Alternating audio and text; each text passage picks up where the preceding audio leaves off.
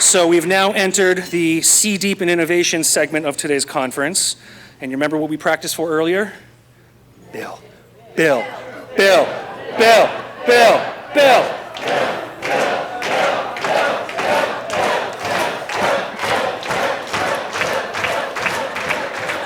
Great job, guys. Bill, we didn't rehearse that at all. That was so organic. Ladies and gentlemen, I am so proud to introduce to you the facilitator for today's keynote Q&A.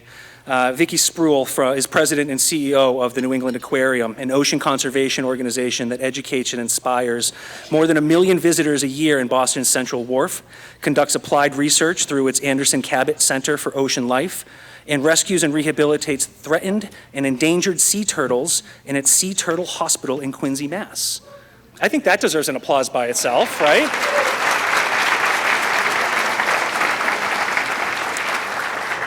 Vicki previously served as president and CEO of the Council on Foundations, the largest association of philanthropic grant-making organizations, and Ocean Conservancy, a science-based advocacy organization dedicated to the oceans.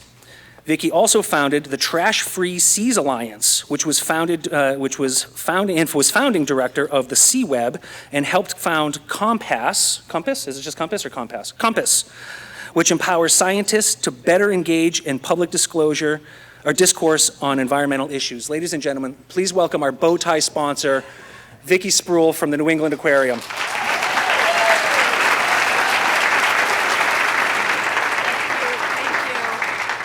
Oh my gosh, I have butterflies today because meeting Bill Nye is kind of on my bucket list. I know you hear it all the time, but it's true in my case and my daughters as well, who can't believe I'm up here doing this. So I'm Vicki Spruill. I'm president and CEO at the New England Aquarium, and I am so honored to be in conversation today with the infamous Bill Nye. If you haven't heard from or met somebody already from the New England Aquarium, you may be wondering about what are we doing at a Blue Economy conference. Well, we're a nonprofit research and conservation organization that has protected our ocean and the animals within it for actually 56 years now. And while we're best known for our exhibits and our educational experiences in the main building in Boston, we also do research in our Anderson Cabot Center for Ocean Life, where nearly 50 scientists are working on the most pressing challenges facing the ocean. So we care for the animals in our care and animals in the wild. We also have our Balance Blue Lab. Some of you may have seen in the news, we just received a very significant gift from private donors to stand up this lab, where we go beyond the research and work to advise businesses and corporations, all kinds of decision makers on the blue economy, to ensure that the economy can grow responsibly while also safeguarding the ocean and all who rely on it. But I also know you didn't come here to hear me talk about the New England Aquarium. You're here to hear from the brilliant, dynamic, and talented Bill Nye. Bill is an engineer, a comedian, an author, and inventor who has captured the hearts and minds of generations of children and adults with his infectious blend of humor, intellectual curiosity, and devotion to solving some of the world's most complex challenges through science. How many of you have followed and watched Bill Nye the Science Guy? Woo! Okay, pretty impressive. And of course, best known for his Emmy-winning run as Bill Nye the Science Guy, he brings his love of science and flair for comedy to translate really complex issues and helps inspire audiences of all ages to engage with and improve our world. That includes encouraging people to be good stewards of our planet and to be science engaged, and we share that philosophy at the New England Aquarium. Bill, you're one of my heroes, and I am absolutely thrilled to be sharing the stage with you, so let's get to it. Yeah.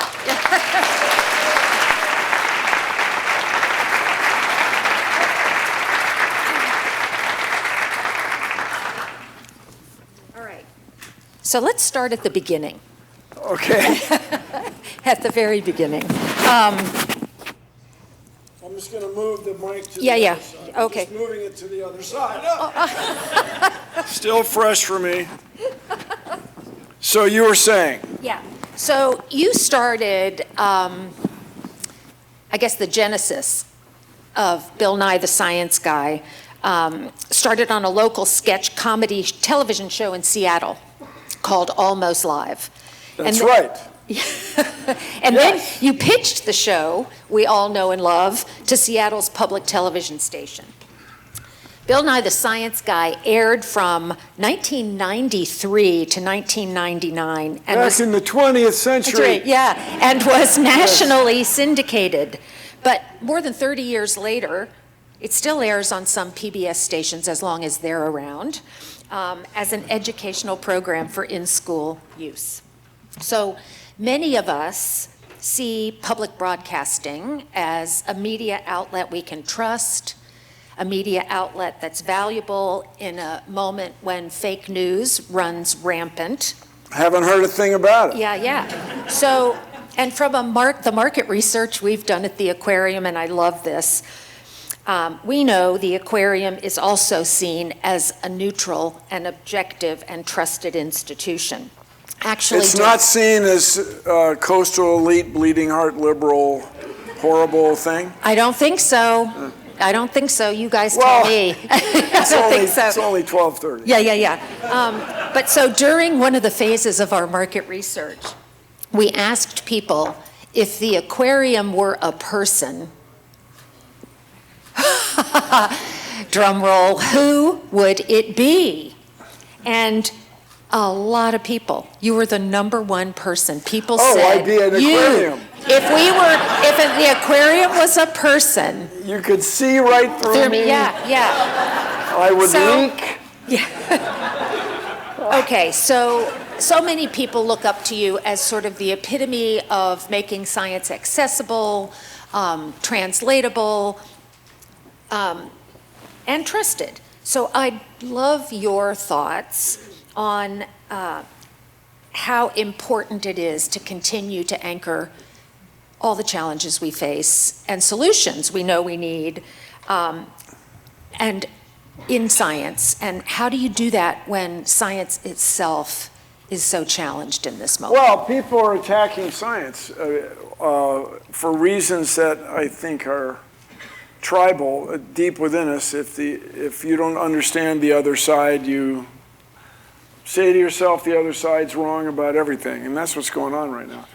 And everybody, it's near and dear to me. You know, I was very concerned about the future of the United States back in 1980 when, no, seriously, when the extraordinary things happened. Took solar panels off the roof of the White House, abandoned teaching the metric system and in the U.S., and produced both the Chevy Vega and the Ford Pinto. And the older people will laugh at that Ford Pinto thing. The car was so bad that you laughed about it.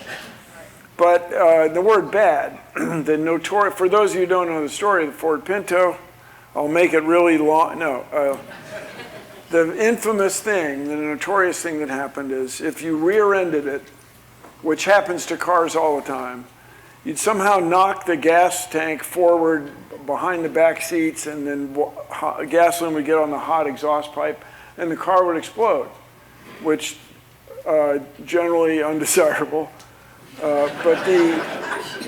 Although there's a few I wouldn't mind. Anyway,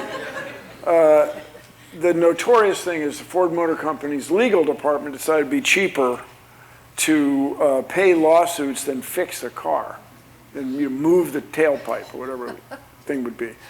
And so I get very concerned about the U.S., and now I'm even more concerned. And I just like to remind people that in the Constitution, which is now available in paperback, Article 1, Section 8, Clause 8. Anyone? Article 1, Section 8, Clause 8. Article 1, anyone? The role of Congress, legislative branch. Section 8 is kind of the miscellany Here's this thing about letters of marque for pirates on the high seas, which are important in Massachusetts. They were at one time. And then has the post office. People want to privatize the post office. It's in the Constitution. We're not privatizing the post office. Are you high? Sorry, let me move this over, I can tell.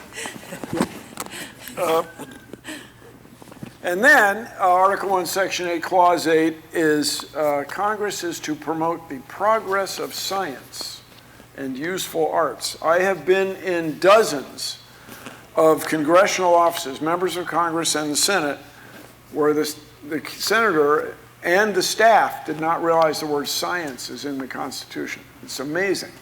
If you're in offices where the people are on Commerce, Justice, Science, the committee, they know it. And the trademark people, they're all over it. But there's a lot of people that don't realize the word science is right there. 1787, they knew that science was going to be good for our economy, our health and well-being, and their international competitiveness. Like, this is an old idea.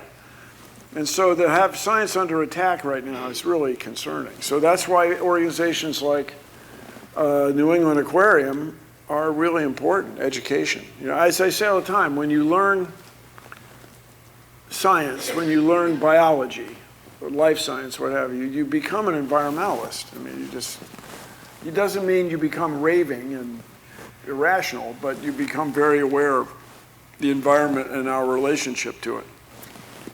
So that brings me then to science communications and how... SciComm. Yeah, and how critically important it is. I had the great good fortune of working with Dr. Jane Lubchenco, who I feel is my friend and mentor, yeah. And she was, as many of you know, the former head of NOAA.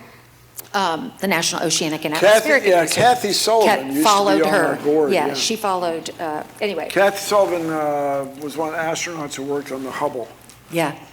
She's an oceanographer. She goes up and she goes down. Yeah. She's done both, yeah. So Jane was a scientist. I was working in communications at the time, and we got this great idea, this is a long time ago, that we should be working together to help scientists better communicate the work that they do. Now, you've known this all along. Yes, it's all about me. Yeah.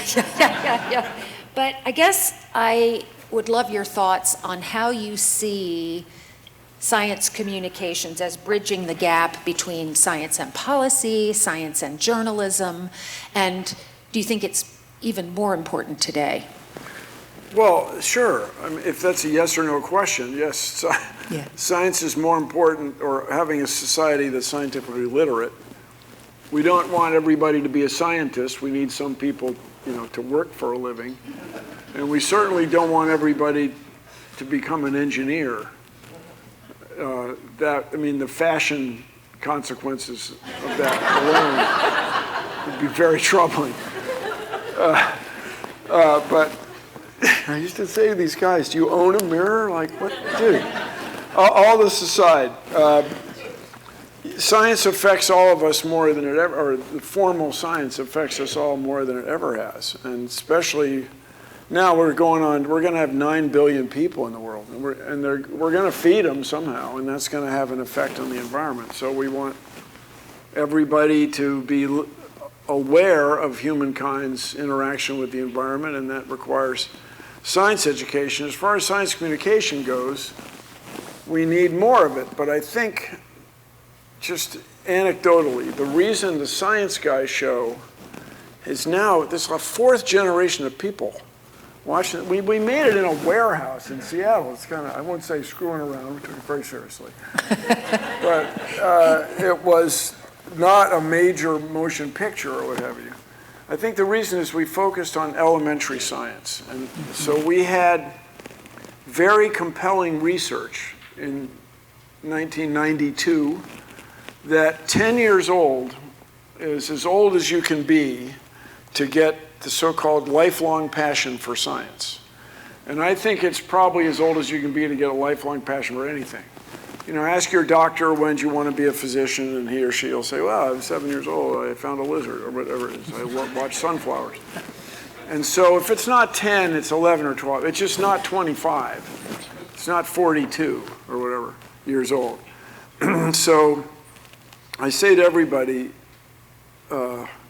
if you can, communicate at a 4th grade level. And I don't mean this in a mean-spirited way. It's just whatever it is you're going to say or write, read it out loud. If it doesn't sound good out loud, it probably is hard to understand. So how many of you are participating in sustaining the commodification of the ocean? Okay. What? Dude, what? Yeah. And so it's the kind of language that separates or makes it so that science communication becomes ineffective when we use not just multisyllabic, but words that are unfamiliar or new coinages that are hard to understand. With that said, in English, you can make pretty much anything into a verb. I mean, you can lecternify in a plexiglass fashion in English, pretty much. So as far as science communication, I just encourage everybody to make it understandable. The expression "dumb it down" makes me sick. Yeah, hate it. Just make it so that you can understand it, and generally involves thinking things through, which takes time. And this quotation, famous quotation, has been attributed to various people over the centuries, Samuel Clemens, Mark Twain, whatever. But if you want it shorter, that will take a little longer, and there's a lot to that. So the other thing I think you've been really effective at using is storytelling. And so if you can combine... Everybody loves storytelling. Yeah. So I'm gonna put you a little bit on the spot. So what? Yeah. So what story or clear way of talking about conservation and climate action would you use? Like how do you talk about it? Two things about what a reporter was asking this earlier. First of all, a fundamental idea, everybody, we're trying to feed everyone in the world. And I noticed there was some talk, by talk I mean some paperwork, by that I mean an email, that had the word protein. We want protein for people. Oh God, protein right now. Everybody's just protein paperweights. Oh my goodness. But just a fundamental idea. Farming is not natural. Farming is not something that happens in nature. I guess there's some species of ants that have the honeydew thing. Yeah, it's a special case, I think. Now, humans farm, and when we farm, we affect the environment, whether it's on the land or in the ocean. So you have to manage that. And as I say all the time, we are in charge now of this whole planet. You know, how to say, just a few centuries ago, 15,000 years ago, humankind apparently almost went out of business. The Neanderthals, like my old boss,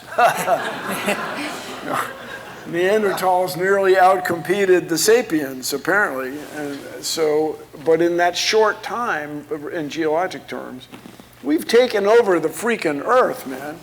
And so we have to act responsibly if we're all going to live through this. And it's broad strokes, easy to understand, easy to say rather, but hard to understand. Everything you do, everything each of us does affects everybody in the world because we all share the atmosphere. You're not going to have a very meaningful conversation with someone who's no longer breathing. I mean, people imagine it all the time, talking to dead people, but we all share the air. That was brilliant irony. It went nowhere. Yeah. And then, I'm happy you all rehearsed the song. Yeah. It's really good. Yeah. Okay, so let's pick back up on the youth theme, the 10-year-olds. And we're here at a Blue Futures Conference. So my argument is somebody who's 10 years old can reason pretty much like an adult. Better than a lot of adults, am I right? But what he or she doesn't have at 10 years old is this life experience and all this discipline. And so by discipline, I mean scientific. When you really go to make scientific discoveries, you gotta be disciplined. You gotta pay attention. So with that said, you had a question having to do with some rambling of mine. Yeah, no, so, I think the next phase of science communication is sort of entering unknown territory. So how do you feel about Gen Z and these kids today? Yeah, who are living into a really complex world? And do you feel like, the same tools and ways of operating will win them over? Or is it time to think about different ways to communicate? Well, let's, again, about me. Really interesting. We had a saying on the Science Guy show, no bit to exceed 45 seconds. That was something, and if you watch the show, okay, there's a few pieces that are 3 minutes, but it's a guideline, not a rule. And in those days, back in the 20th century, I would tell people, observe yourself when you're sitting in the dentist's office, and there's some magazines in there that you might not normally interact with. Whatever it is, upholstered furniture today, or whatever. Yeah. And just notice how fast you turn the pages. You don't sit there for 45 minutes studying golf clubs. Actually, bad example. Sorry. I know people. All right, bad example. But this business of humans changing the subject every few seconds is not a new thing, or changing the approach, or changing what you're looking at. So you have to embrace that. When you talk to people, I just don't think Gen Z people are any different than, if I may, we were. They're coming of age at a different time. And I take comfort. Socrates himself complained about the youth of today. They don't stand up when elders come in the room or some flippin' thing. And so the tendency we all have to think that young people are different from old people is, I think, as ancient as people. But with that said, there is a lot of time spent on screens, on phones. And that is a real thing that's driving people crazy. And so there was this thing in I guess it was the Wall Street Journal, a week before us, had this college campus where the students had to not bring their phones. Men and women had to come to this party without their phones. And I don't know what to do. So we'll get over that. Yes, but we need science education more. It's more important than ever. If we have a society, Carl Sagan used to say this, if we have a society that's increasingly complex, and fewer, or a smaller fraction of us understand how it all works. It's a formula for disaster. And so we have these guys in government right now. Oh, climate change isn't real. Wow, dude. Really? Dude. So, okay. The world is round. No, I have had people ask me to my face the last 2 years. I've had 3 different people. Is it true the world is flat? You're like, wow, these are people who grew up in the U.S., went to high school in the U.S., and sort of don't get it. It's amazing. We failed them. It's really heartbreaking. Back to you. So keep at it, I guess, is the moral of that story. Okay, so at the Aquarium, we're working on efforts to mitigate climate change. This is, again, a Blue Futures Conference. The blue economy for Massachusetts is estimated to grow to $3 trillion by 2030. What is it right now? Oh gosh, does anybody know? What's the blue? Somebody's got to guys, one of the reasons I was really excited to be here was just to hear more about this term I had not heard till recently, the blue economy. Okay. And people talk about the green economy, the circular economy. Still But trillion? Speaking plainly, wait, okay. It's understandable. Blue economy has to do with the ocean. Yeah, so that's really good. And so it must be at some fraction of 3 trillion right now. It's expected to go to, this is fisheries. Fisheries, shipping, aquaculture. Shipping, and then, so aquaculture is a perfect example of where humans are interacting with the environment. We have to do it in a responsible way. You know, I lived in Seattle for a long time, and there's just a notorious company that was just overfeeding salmon fisheries, and it was just crazy making. So you have to manage that, and because humans love fish, man, kooky for fish. Well, and again, a plug for the aquarium, our Balance Blue Lab does exactly what its name suggests. We balance the needs of industry and businesses with the environment. We still have a surfeit of lobsters, right? Yeah. We have nothing but lobsters.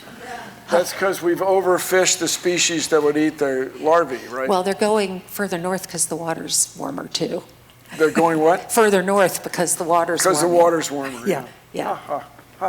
Yeah. So there's a lot of talk about new technologies and things that might solve some of these problems for us.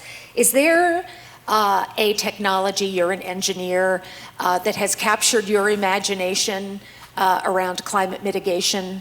Yeah, well, you guys were in Massachusetts, home of the Massachusetts Institute of Technology.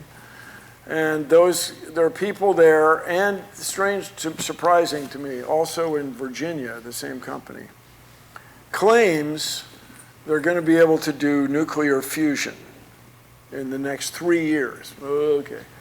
When I took physics, no, fusion is always 40 years in the future. This is not atomic energy the way we might think of it now, nuclear fission, where you get great big atoms to fall apart and have neutrons run into each other and so on. This is smashing protons together at such high energies that they fuse and release the energy that keeps them apart.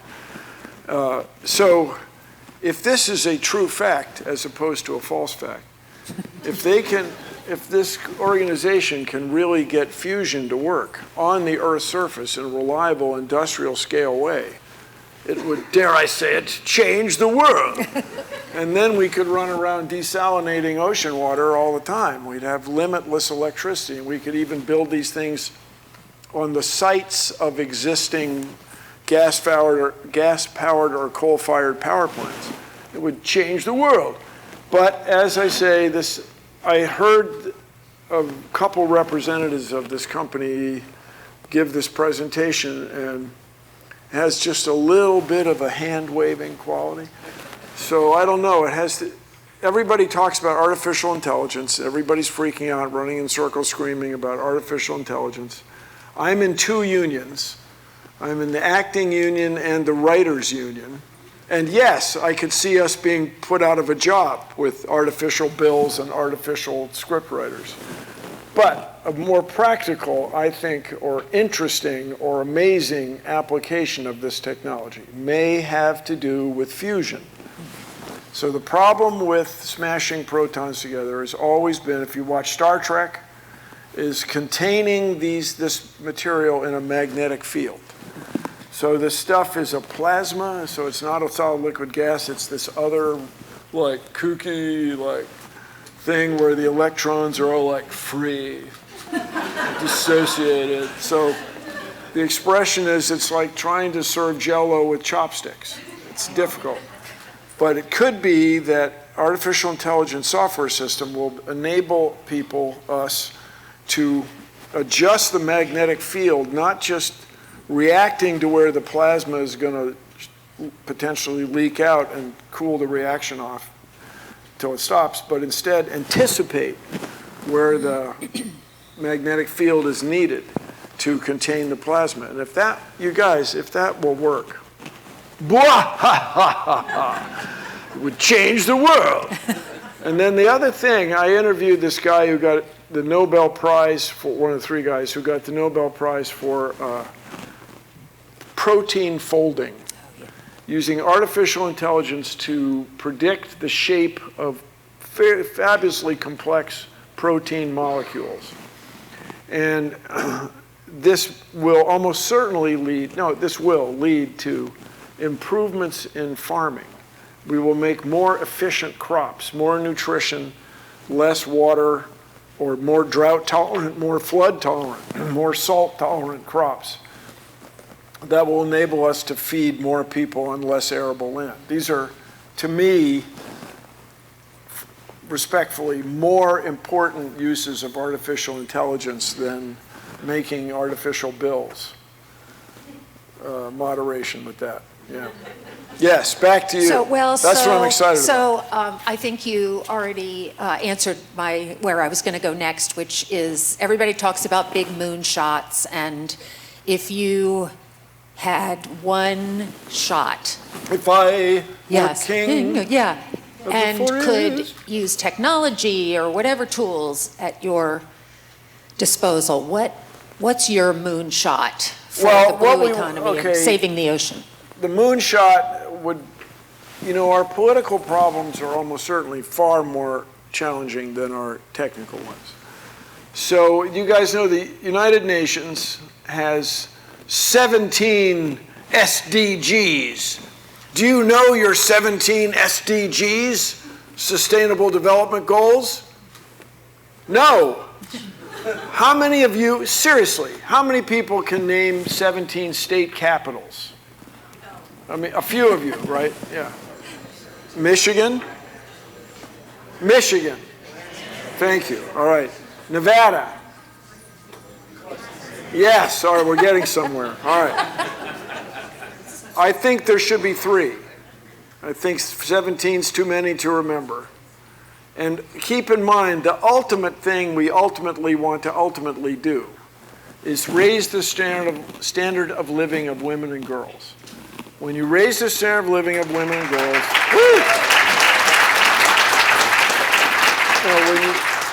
when you raise the standard of living of women and girls, everybody is better off.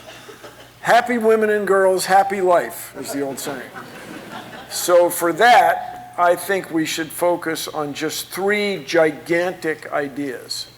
Clean water for everybody in the world, renewable electricity that's reliable for everybody in the world. Electricity is this magical stuff.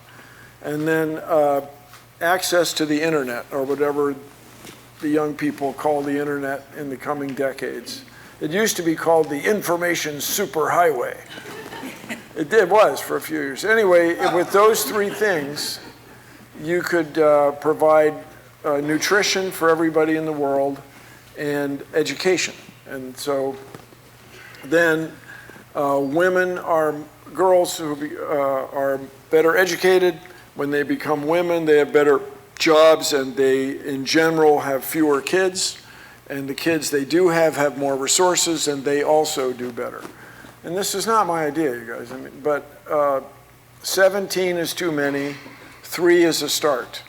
If I were king of the forest, we would focus on those 3 things. Done. Ha! Amazing. Okay, so I have one last question, and then we're going to turn it to the audience. So get ready. If you could give one piece of advice to the leaders in this room and others working at the intersection of science and business and policy here in Massachusetts to ensure that this, growing blue economy meets its full potential, what would that advice be? One piece of advice. One piece of advice. We're all in this together.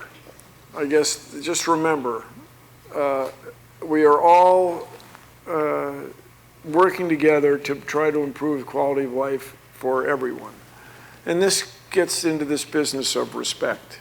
Everybody you ever meet knows something you don't. And that is, at one level, very troubling. Even that guy? Yeah. And then the other thing is that you can learn from everybody.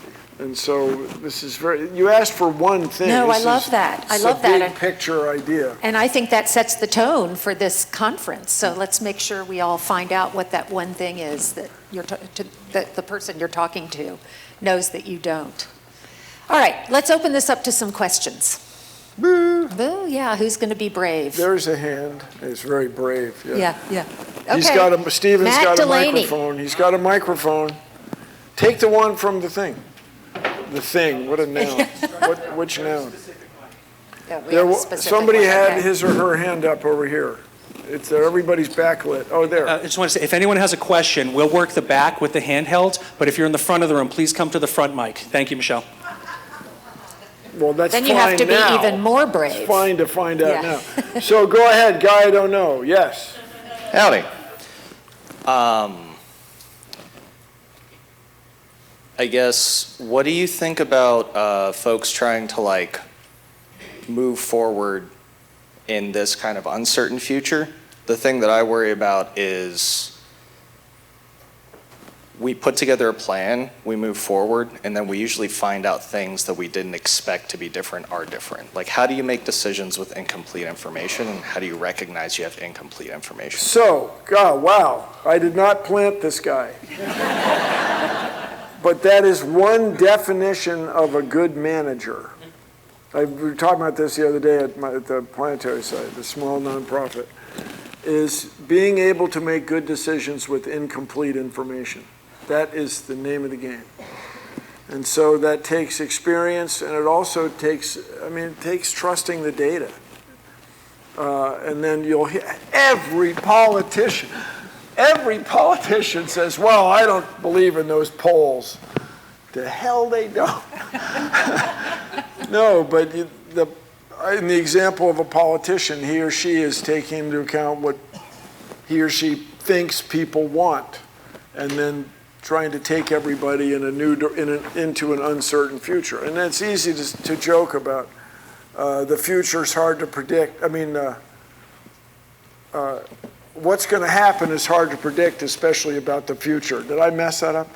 Yeah. So that is the name of the game, is figuring out what to do with incomplete information.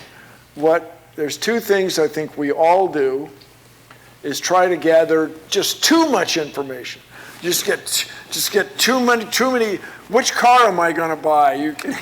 What's the wheelbase in tenths of an inch? You can make yourself crazy. And then the other thing we all tend to do is ignore stuff we don't want to hear. So I think in planning and doing well in the future, the uncertain future, is to get all the information you need and no more, and then make good decisions. So go ahead, make good decisions from now on. Took care of that. No, it's hard, man. Okay, we've got another question. You had mentioned nuclear fusion. Are there any applications of quantum computing that you're particularly excited about? Oh my goodness, if quantum computing works, these quasi-particles, these QANs, whatever the heck, it would change the world.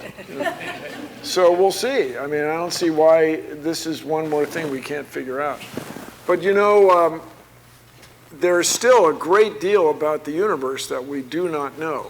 And whatever goes on with these, the probabilistic nature of subatomic physics is still amazing and troubling and weird. Everybody's got a phone, and my phone, I guess, has on the order of 1 billion transistors. Maybe it's 100 million transistors.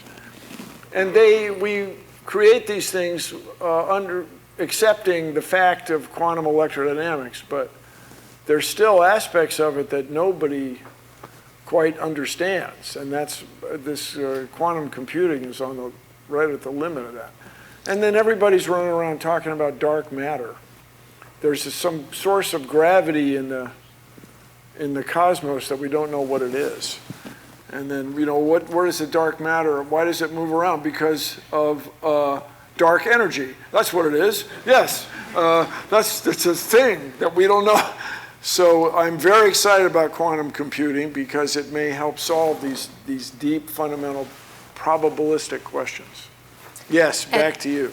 So while we are, it's just occurred to me that while we're talking about black matter and all these crazy unknown things, 95% of the ocean is unobserved and unmapped. So we have, to your point about there's so much we don't know. The 3 C's, it's cold, it's corrosive, and it's crushing the ocean.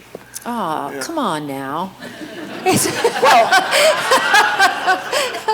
and but the fascination. Awe-inspiring, yeah. Well, no, I mean, you have to respect it. What are you talking about? People, we're in freaking Massachusetts. People sail all over the world. This will change the world. Do you guys know Nathaniel Bowditch? Personal hero of mine. He's from Salem, Massachusetts, which sucks, but that's whatever. So, Guy, I met you earlier. You're not Henry. You're somebody else. My name's Here, pull the microphone Leo. down toward Okay. you. How do I do this? Yeah. Man, there you go. That's good, man. Perfect. Really good. Yeah. How can robots help the ocean? Oh, how can robots? Were you the guy? You were driving your robot earlier. Yeah. Yeah, you're backlit. Yeah, cool. Hi, good to see you. Robots are great because of the cold, crushing, corrosive problem. We can explore. No, seriously, we can explore these parts of the ocean that are really hard to have people in for any length of time. Yes, go get them. And respect O-rings, man. No, I'm a mechanical engineer. O-rings are amazing. I'm telling We're you, going to take one O-rings more in are the front, and then we're fantastic. going to go to... No, robots back. are great, and the green laser light steering of robots in the deep sea is just cool. And so now, look, man, when I was a kid, there was this, the U.S. had a nuclear weapon fall into the ocean by accident. And so they created this whole scam that we were going to mine manganese nodules, these rocks that form naturally into this about hands high, grapefruit-sized rock. And they built this ship to go looking for them. But it was really to pick up the nuclear weapon bomb, and then this whole thing was a scam on the side. But now people are back. They want to mine the ocean floor. So if that's going to happen, it's going to be with robots. So go get them. Nicely done. Yes, sir. I've already been mistaken as your twin brother twice today, but anyways, even though I don't have a bow tie. But That's weird. He doesn't have a bow tie. At any rate, what is missing from science education today, do you feel, that we really should be concentrating on? Well, what did we all complain about in self-righteous way? Teachers don't make enough money. So what we want, in my opinion, and I emphasize to people, I have to remind people, my opinion is correct. No, it's weird. Yeah, I know, surprising. Yeah, gets a big laugh. What we want, if I'm in charge, if I'm king of the forest, is somebody graduating from computer science school chooses to go teach and makes not a bad living compared with an entry-level engineer at Google or whatever it is. And this takes resources, and then people often look at school systems as a zero-sum thing. If you're going to teach science, then you can't teach English. If you're going to teach, people throw out the word technology, then you're not going to be able to teach math or something. So I've been to STEM conferences, science, technology, engineering, math. I've been to STEAM, science, technology, engineering, art, and math. In California, I went to STEAM, science, technology, engineering, art, agriculture, and math. Why don't we do science, comprehensive understanding, heuristic, overview language. This will be a new acronym. We'll call it SCHOOL. We got to have everything, and for that we have to invest in I was just on Capitol Hill in D.C. pointing out that there are people who want to cut the NASA budget in half, NASA science budget in half. And you talk about just being just thoughtless. And I'll just warn you all, there will be, if you're of a certain age, there will be another Sputnik moment when the U.S. totally freaks out. And that will be in 2030 when China National Space Administration lands people on the moon. China is investing in science education for the same reasons that everybody does.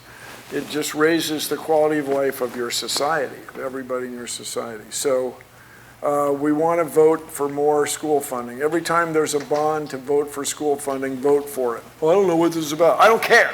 Just vote for it. Yes, back to you. Very clear. Okay, we've got a question in the... Just got a couple of questions in the back, okay? Okay. Hi, Matt.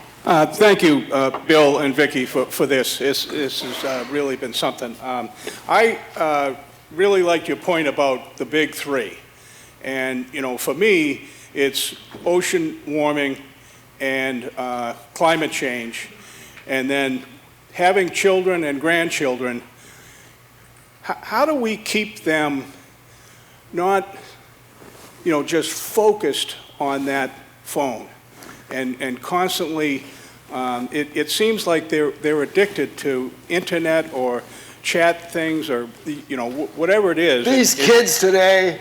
It seems like a difficult challenge to me. Well, it is. And our children are the most important things for us, and as well as the climate. So that I just thought I might like you to chime in on that. So get them excited about science, your grandkids. I mean, how can you, everybody starts out as scientists. Everybody who's 3 years old asks science kind of questions, wonders about how the world works, tries to come up with their own hypotheses about how things fit together. So get your grandkids excited about science, get them excited about the ocean, get them excited about climate change.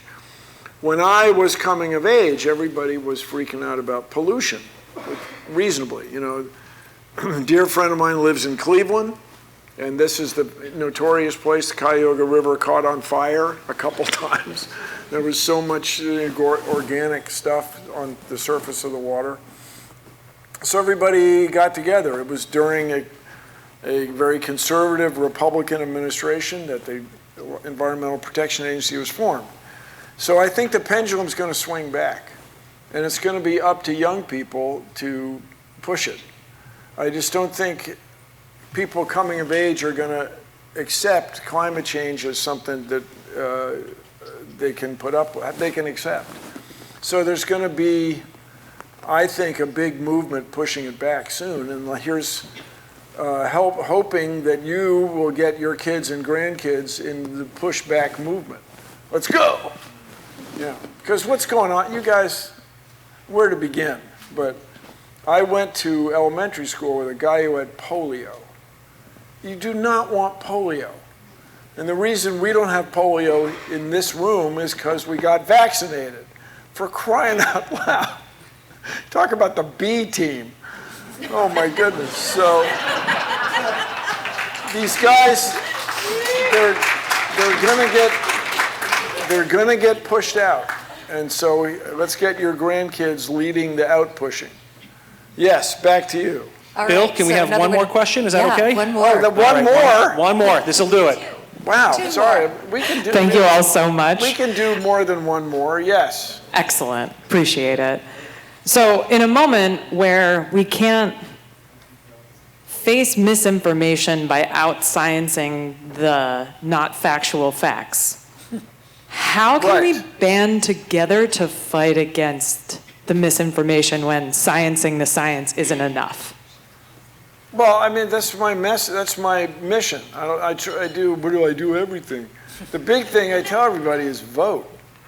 And man, we are living an extraordinary time when it comes to voting. And so this is a technology and science conference, but you guys, this idea, what the administration is doing right now is preparing everybody to not accept the outcome of the 2026 midterms. I mean, that's what all this, much of this is about. And where they found all these people is still marvelous. It's really amazing. But everybody, this next election is really, really important. In my opinion, which, as I pointed out, is correct. My opinion is not only for the future of the U.S., but for the future of the world. Because the U.S. is the most influential culture. I mean, everywhere you go, people know the word Hollywood. Everywhere you go, people know the word okay, which is these are U.S. exports. And so this next election is really important. And all this work that what I call the other side is doing to prepare us to not accept the outcome of the election is extraordinary and very dangerous. Yes, back to you. Speaking of Hollywood, congratulations on your recent star. Yes, thank you. I have a star. It was amazing. It was amazing. A few stars away is Bob Newhart's star. Next to mine is Walter Matthau. Anyone? Yeah. And then 2 down is Gypsy Rose Lee. And then Fay Ray. Does that mean anything to you? It's a good neighborhood. So for the young people, the original King Kong movie, the woman that he picks up and has a gorilla crush on is the actress is named Fay Ray, noted for, no kidding, apparently her ability to scream. She's really good at screaming. And I know we all would like to compete in that a few now and then, wouldn't we? Yes. Yeah. Is All this right, the ultimate last question? If we can, Vicki, I have a young man here, 13-year-old James. Could we go to James? Is that all right? Oh, James, yes. All right, And then James. woman in front has to stand by. James, yes. So for a long time, I've been interested in space travel. What do you think could be the benefits of colonizing Mars in the future? All right, so let's, first of all, thank you, James. Jupiter's really far away. You said Jupiter, right? That's really far away. Mars. Oh, Mars. I know, I'm getting to Mars, yeah. I've spent a lot of time, if I may, on Mars. I started working on the Mars program, as it's called at NASA, way on the outside of that in 1998, calibrating the cameras on Mars. So, before we go too far, the word colonize is out of fashion these days. We don't colonize anymore because colonies have led to a lot of trouble, and there's still wars being fought over places that were colonized. The word we like now is settling. Is there going to be a settlement on Mars? In my opinion, no, not ever. And once again, are you high? So I tell these guys, and understand, I'm CEO of the Planetary Society. I became CEO. I joined the Planetary Society because I took one, I'm not joking you, I took one class from this famous guy, Carl Sagan. I get on the mailing list, I'm a charter member. Then we gave Stephen Hawking an award, you know, the famous guy, and he accepted it because he knew Carl Sagan. And then at that meeting, guys like Neil deGrasse Tyson, you know, they were over on one side of this pub, and they just agreed that I should be CEO. And so that was 15 years ago. And I mention this because Elon Musk used to be on our board. I gave the guy a ride to the airport. I really did, a long time, 2008. And so I've been around this a long time. Everybody, if you think you want to live on Mars, and it sounds cool, in this beautiful, pristine dome where everybody gets along and everyone's having fun, just try to go to Antarctica and live there for a few years. And don't even breathe the air. You got to bring your own air and build your own dome and see what you think. On Mars, it is fantastically cold, and there is hardly any water, and there is nothing to breathe. That third one, you will pick up on that right away. And then, is it James? Is that right? I could only see you backlit. Are you like in 8th grade, 7th grade? Which? 8th. 8th grade. Yeah, I was in 8th grade for a while. I was. But you know how you've been to the gym, the locker room, the boys' locker room, and the way it smells? So this dome on Mars, man, I'm not joking you, because we're talking about ecosystems and we're talking about the ocean. It is just really, really difficult problem to build a sustainable environment. I'm not saying it was impossible. It's impossible, rather. It's just really, really difficult. And don't take my word for it. You can go to Biosphere 2 in Arizona, where people tried to build a sustainable ecosystem in a couple of big, big domes. It's just, you can't do it. You need a whole planet with an entire ocean to pull it off. So, with that said, James, you are living at the most exciting time in space exploration ever. And yes, I lived through Apollo. Guys walking on the moon, picking up rocks. It was cool. It was exciting. They pulled it off. And there's a lot of people trying to pull that off again. Yes, cool, fabulous, thumbs up, and all that. But three things. The first thing is we found these leopard spots on Mars about 10 months ago. These are dots on a rock that look just like dots on a rock that we find on Earth when there were fossil bacteria. If we discover evidence of life on Mars, that Mars really had living things, probably about 1 billion years before Earth did, it will change the world. It will change the way everybody feels about being a living thing in the cosmos. And you'll wonder, immediately you'll ask the question, are these living things like us? Did they have DNA? Or are they some other deal, some other entirely different kind of living thing? And then the ancient, cool question, maybe it's not ancient, centuries-old question. Mars is smaller than Earth, cooled off faster than Earth, got an ocean 1 billion years before the Earth, had an atmosphere 1 billion years before Earth. Did life start on Mars millions of years, some fraction, 300 million years before it started on Earth? Then Mars gets hit with impactors all the time. Rocks hit Mars all the time, even now. Throw this stuff into space, and it falls to Earth. Woo, woo, woo, woo, woo. Except in space, there's no sound. It's just falls to Earth, even now. Are you and I descendants of Martians? Whoa! And you are living at a time when we're going to evaluate that hypothesis, finally. It's the most exciting time ever. Okay, then, 2030, a spacecraft that's already on its way to Europa. This is the moon of Jupiter with twice as much ocean water as Earth has, detected with a magnetometer by a woman scientist, Margit Kilverson. So if you have an ocean, a saltwater ocean for 4.5 billion years, are there Europanians swimming around under the ice on Europa, speaking Europanian?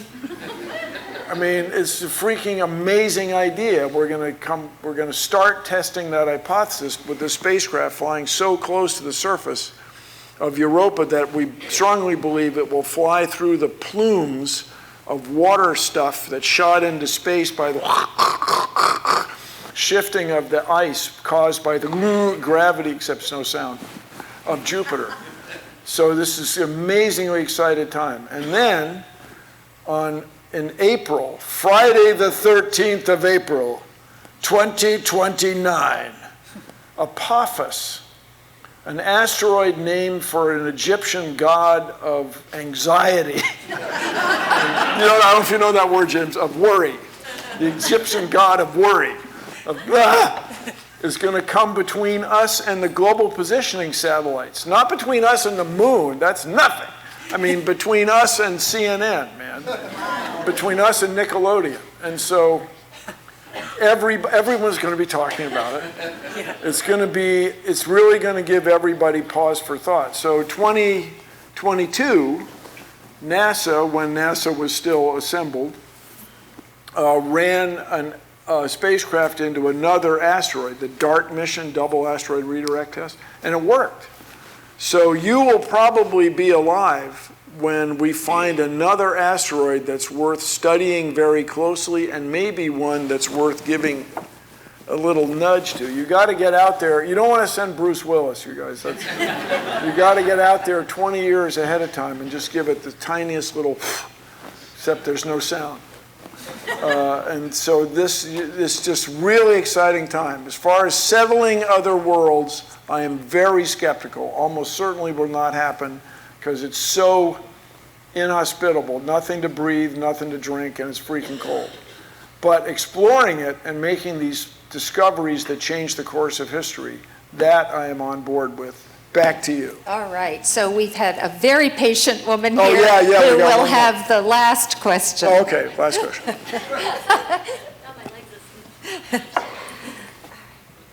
So I know you're an advocate for cancer and research. Just talk right into the microphone. You're going sideways. Thank Sorry. you. I said, I know you're an advocate for cancer and research, and you have done many shows regarding this, and you're on a couple of boards. How do you see the future with data research and the mathematical involvement moving forward in the next few years? In cancer research? Yes. I think it's going to be great. So what causes cancer? You're in charge. Nobody knows, man, and there's more of it than ever, right? Young people are getting cancer. So I won't be surprised, as an expert on biology that I am, that's irony, I won't be surprised if this business of understanding proteins leads to understanding what causes cancer. And by that I mean writ large. So for lack of a better, just if you guys might be better at this than I am, but a protein has a couple things. It has a mechanical shape, and that shape gives it structure, like your fingernails, your hair, your skin, and all these things, bones and muscles. And then the other thing is that shape changes or affects or determines how it interacts with other compounds. I won't, as people have said, this is something that Neil says, you know, cancer researchers should get more physicists involved. Okay, yeah, okay. But I wouldn't be surprised if there's some molecular level problem with the way some molecule or set of molecules interacts with living molecules that makes them go crazy, makes the DNA get screwed up so that cancer cells grow instead of not grow. I wouldn't be surprised. And for that analysis is going to take artificial intelligence number crunching. There, I've solved that problem too. It took a couple extra minutes. No, you guys, I wouldn't be surprised. It's just such an exciting time when you can, you know, the old saying, science starts when you do measurements. You know, when you really measure how much the world is warming, you really measure the ocean temperature at lobster depths, that's when you really determine what's happening. And so I wouldn't be surprised if this ability to crunch numbers associated with measurements of molecules leads to some amazing cancer discovery. Yes, fabulous. These are just cool questions. It's really, thank you all. Well, let's It's really thank cool. Bill Nye.